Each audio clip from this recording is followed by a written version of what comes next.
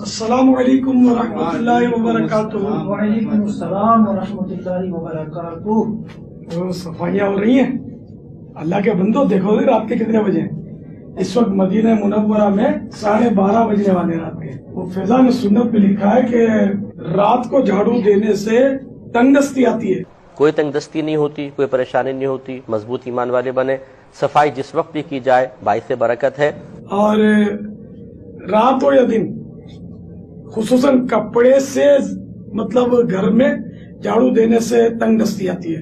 جی یہ بالکل غلط ہے، یہ توہم پرستی ہے۔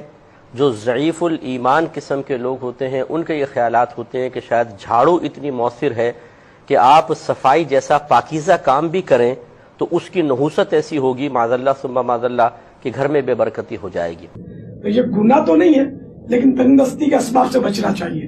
یہ بالکل غلط ہے اور جاہلانہ اقدام ہے۔ ایسی کوئی روایت موجود نہیں ہے اور کوئی تنگ دستی کے اسباب میں سے یہ نہیں ہے۔ صفائی ہوتی ہے، میں دبئی میں بارہا گیا ہوں، رہا ہوں، رات ہی رات میں پورا شہر کلین کر دیتے ہیں، صبح آپ اٹھیں گے تو سب کچھ صاف ہوگا۔ تو وہاں پہ تنگ دستی ہو رہی ہے، وہاں پہ تو پھر خوب پیسہ ہی پیسہ ہے۔